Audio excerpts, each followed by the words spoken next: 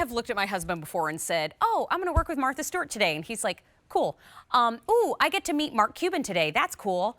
Yeah, neat. Tell everybody I said hi. This morning I told him that I had Stoltzfus Scrapple in the show, and he was like, what? I have never seen my husband react as strongly as I did when I mentioned that we were going to have the Stoltzfus 3 pounds of Pennsylvania Dutch Scrapple in the show. This name is Pennsylvania Dutch Country Royal. And when it comes to Scrapple, it's got the crispiness of bacon, and I'm quoting Zach, who's going to join us in a second.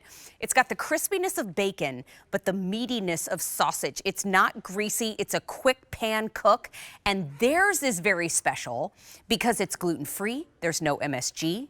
And it's non-GMO. Now, the third generation owner of Stoltzfus Meats is going to join us. His name is Zach Stoltzfus.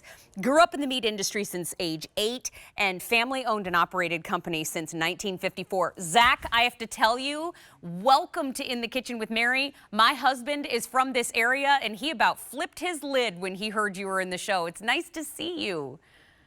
That's great to hear, Mary. Yeah, nice to be with you.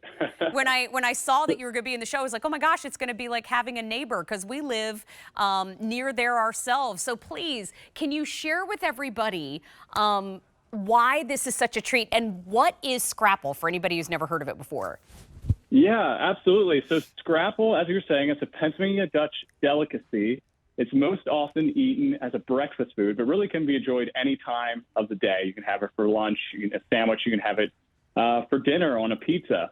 But what it is it's ground pork mixed with seasonings and spices. We keep our spices pretty simple. It's mainly just salt and pepper, a little bit of coriander. And it's mixed together with pork and with buckwheat flour, which is gluten-free, and cornmeal.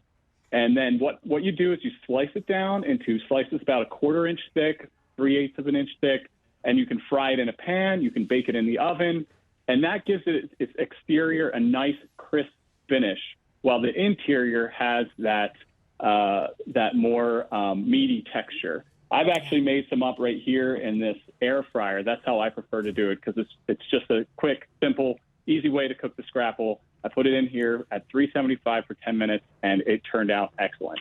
That's really cool. I mean, now we have it for 5 easy payments of $6. It's on free shipping. This is the area of the country where you drive down the road, and I think we have a picture that we can pop up.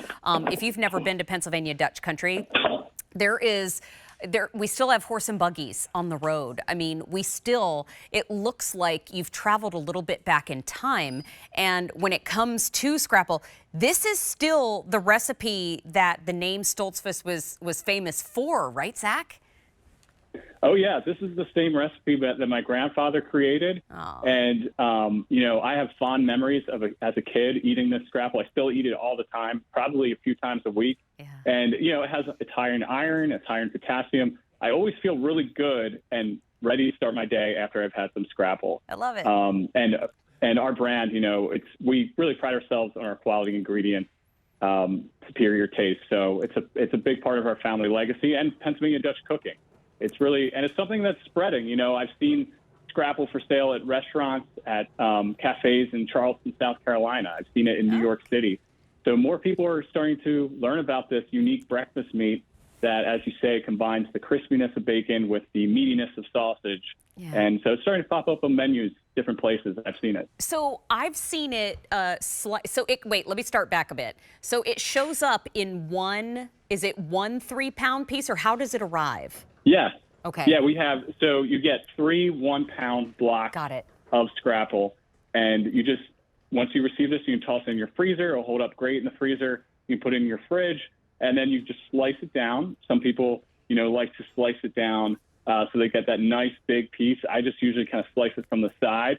And yeah, as you can see, there's our family homestead and our market stand down in Newcastle, Delaware. Scrapple is a bit of a regional food. Delaware, southeastern Pennsylvania, that's where a lot of people really eat a lot of Scrapple. But in my opinion, it should be well known across the United States because it's such a especially delicious breakfast food, in part because it pairs excellent with all kinds of toppings. I prefer mine with maple syrup. Okay. But people like ketchup, people like apple butter with their Scrapple.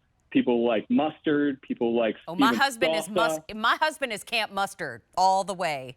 Yes, yes, I do like a good mustardy scrapple. But as you can see, I mean, most people, they go for the breakfast sandwich. Oh, This is now a you're scrapple egg and talking. cheese, and there's something hefty and delicious about that really just gets you ready for the working day. And here we have a whole plate breakfast platter. Oh, I love it. I mean, Scrapple egg. if my husband is watching right now, he's got a single tear just rolling down his cheek. He would be in your kitchen eating every bit of that. And think about it, too, that, the beautiful thing about America is that we're a melting pot. We've had so many amazing recipes brought in, and then we modernize them. We make them our own. But some are just so good that you want to keep the integrity. It's your grandfather's recipe. And, this has a background in German cooking, does it not?